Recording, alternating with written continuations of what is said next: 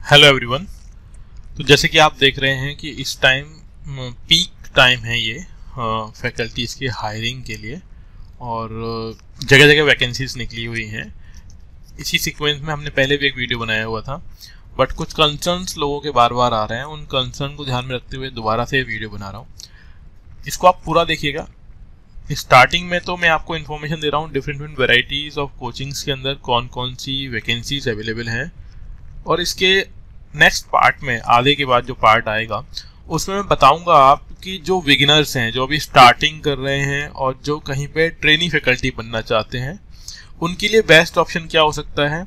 जो फ्रेशर्स हैं उनके लिए बेस्ट ऑप्शन क्या हो सकते हैं, और जिन्होंने कहीं अप्लाई किया है, रिटर्न टेस्ट दिया है बट वो वहाँ पे क्वालिफाई नहीं कर पाए, उनके लिए बेस्ट ऑप्शन क्या रहेगा, वो मैं आपको इसके आगे वाले सेगमेंट में यानी इसके आधे पार्ट के बाद आपको बताऊंगा। शुरुआत में मैं आपको इन्फॉर्मेशन दे देता हूँ कहाँ पे हायरिंग्स अभी चल रही हैं। और ऐसा भी नहीं है कि ये हायरिंग्स अभी खत्म हो जाएंगी, ये चलती रहेंगी, है ना। इस महीने, अगले महीने ये चलती रहेंगी। डेट अलग अलग होती हैं बट वो वैकेंसीज निकलती रहेंगी।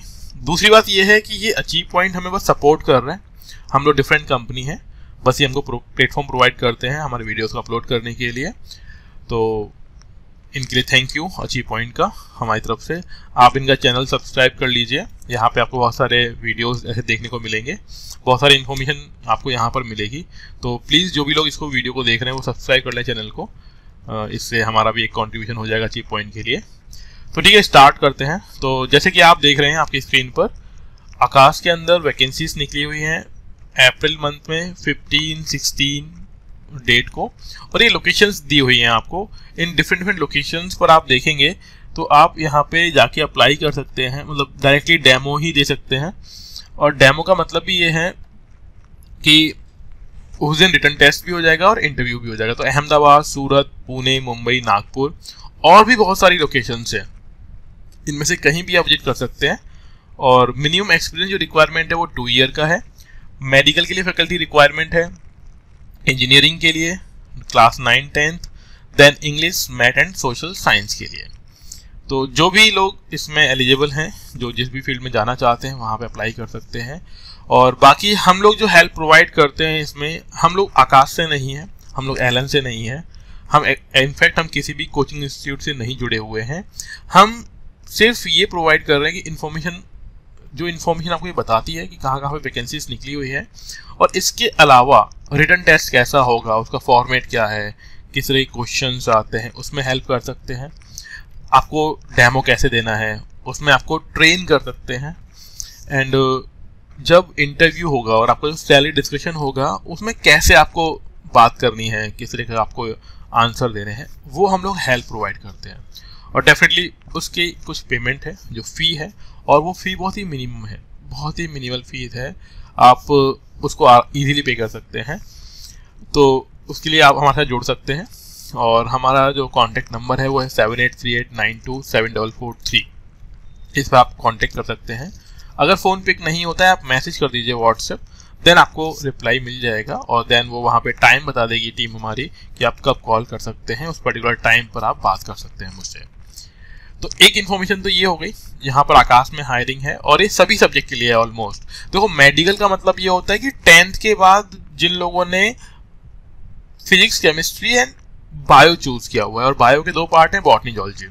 सिमिलरली जब इंजीनियरिंग बोलते हैं तो मतलब ये है कि 10th या 11th में बच्चा फिजिक्स ले रहा है, केमिस्ट्री ले रहा है एंड मैथ्स ले रहा है। ठीक है, फाउंडेशन का मतलब हुआ क्लास 9th और 10th, जहाँ पे ऑल सब्जेक्ट ऑलमोस्ट डील किए जाते हैं आकाश के अंदर। और ये आकाश की क्वालिटी भी है, ये लोग मैथ के लिए, सोशल साइंस के लिए, इंग्लिश के लिए फैकल्टीज़ को हायर करते हैं, और काफ़ी अच्छी फैकल्टीज यहाँ पे आपको देखने को मिलेंगी इन सब्जेक्ट की। मतलब बाकी की तो हैं ही, उसके अलावा ये एडिशनल जो सपोर्ट है उसकी बात की जा रही है यहाँ पर। तो ये आकाश की हायरिंग और वैकेंसीज की डेट है, इस दिन आप अप्लाई कर सकते हैं। और ऐसा नहीं है कि आपने अप्लाई कर दिया तो दूसरा मौका नहीं मिलेगा। अगेन आप प्रिपेयर करें, हमारे साथ जुड़िए, सब्जेक्ट को स्ट्रॉन्ग करिए, आप दोबारा दे सकते हैं, जल्दी ही आपको दूसरा मौका मिल सकता है। नेक्स्ट हम बात करें आकाश की ही। अगेन गुड़गांव के अंदर ये हायरिंग है। अगेन यहाँ पे बोला हुआ है 2 ईयर प्लस का एक्सपीरियंस होना चाहिए। सेम वही मेडिकल, इंजीनियरिंग, फाउंडेशन के लिए वैकेंसीज हैं। जो डेट है यहाँ पे वो है 15, 16 और 17 अप्रैल। तो यहाँ पर भी आप, और गुड़गांव में एड्रेस दिया हुआ है कहाँ पे आपको जाना है अप्लाई करने के लिए, यानी जहाँ पे आपका रिटर्न टेस्ट होगा और डेमो होगा। ठीक है, ये डेट्स आपको ध्यान रखनी है 15, 16 और 17। और अभी डेट बिल्कुल अभी लेट नहीं हुआ है, अभी भी आप उसको प्रिपेयर कर सकते हैं आसानी से। 2 दिन काफ़ी होते हैं, आप संडे दे दीजिए, नहीं तो मंडे दे दीजिए 17 को जाके, तब भी आपके पास टाइम होगा। नेक्स्ट अगर हम बात करें PW, तो आप देख रहे हैं इस टाइम PW और अनअकैडमी जैसे इंस्टीट्यूट भी अपने आप को ग्रो कर रहे हैं, ऑफलाइन में लेके आ रहे हैं, तो उनकी भी वैकेंसीज बहुत सारी हैं। और ध्यान दीजिएगा, ऐसा बिल्कुल भी नहीं है कि सिर्फ वैकेंसी होंगी वहीं पे आप जाइए, आप डायरेक्टली अप्रोच कर सकते हैं, हमसे कांटेक्ट कर लीजिए, हम आपको बता देंगे कि आप PW में अप्लाई कर सकते हैं। मेन चीज़ जो है, आपको रिटर्न क्वालिफाई करना है, रिटर्न आपका स्ट्रांग हो जाए, देन उसके बाद ईजी हो जाती है चीज़ें। तो पहली रिक्वायरमेंट है ना कि आपका सब्जेक्ट स्ट्रांग होना चाहिए। अगर वो है तो बहुत अच्छी बात, अगर नहीं भी है तो उसको किया जा सकता है स्ट्रांग, उसके लिए हम आपकी हेल्प कर सकते हैं। तो ये PW में है, सेम सेगमेंट, वही वैकेंसीज हैं। दूसरी चीज़, हम लोग आपको किस फील्ड में हेल्प कर रहे हैं, तो पहली चीज़ हम लोग प्रोवाइड करते हैं मॉक टेस्ट पेपर्स, जो आपको हेल्प करेंगे रिटर्न टेस्ट पेपर में। और मैं अगेन बता दूं, ये सिर्फ क्वेश्चन के पैटर्न को बताते हैं कि डिफिकल्टी लेवल कैसा रहेगा, लेकिन अगर आप इन क्वेश्चंस को, उन टॉपिक्स को ढंग से तैयार कर लेते हैं तो डेफिनेटली आपके चांसेस बढ़ जाते हैं क्वालिफाई करने के रिटर्न टेस्ट पेपर को। अगर किसी को रिज्यूम बनाना नहीं आता है, कैसे लिखना है, क्या क्या करना है, जो बिल्कुल फ्रेशर है उनको हम लोग रिज्यूम के लिए गाइड करते हैं। देन प्रॉपर इंटरव्यू के लिए गाइड किया जाएगा आपको।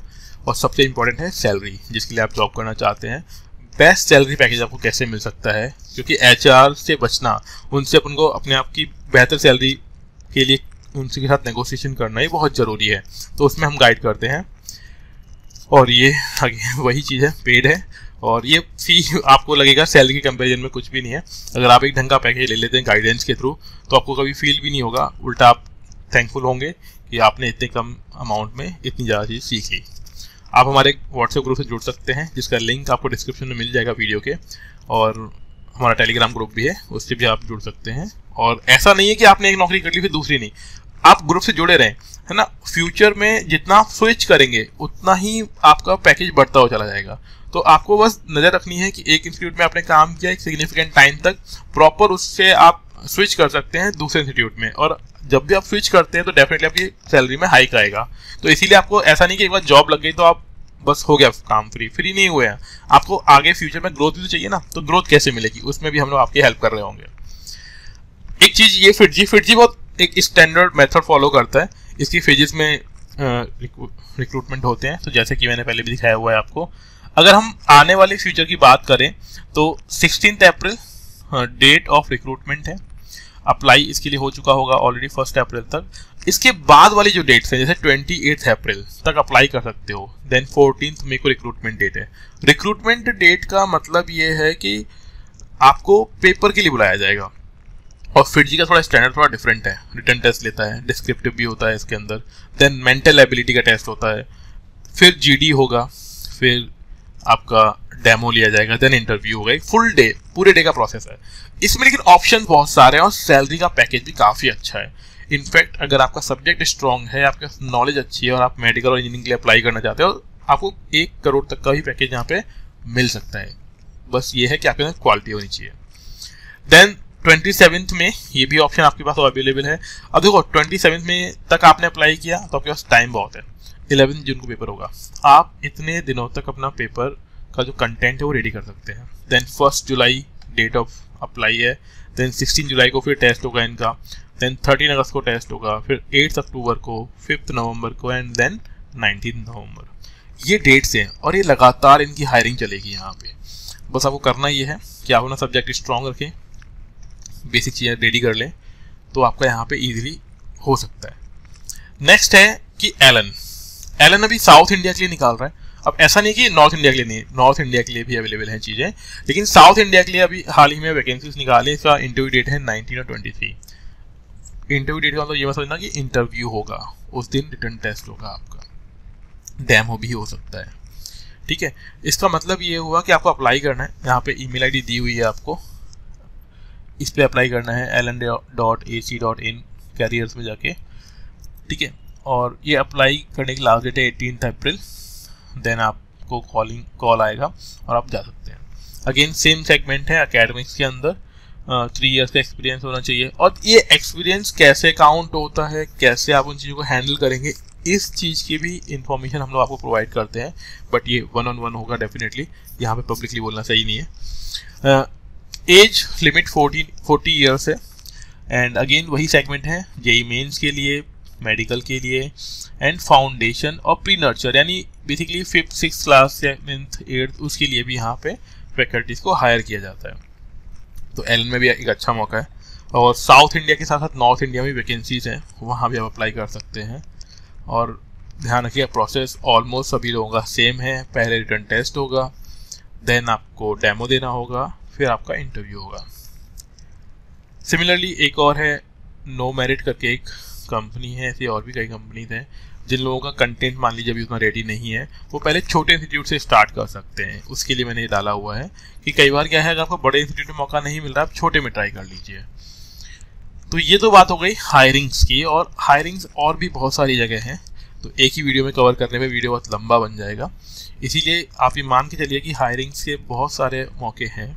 बस पॉइंट ये है कि आपका सब्जेक्ट रेडी होना चाहिए, आपने उसके क्वेश्चंस लगा लिए हैं, आपकी कमांड उसके ऊपर है, देन आपकी बहुत ही आसानी से जॉब लग सकती है।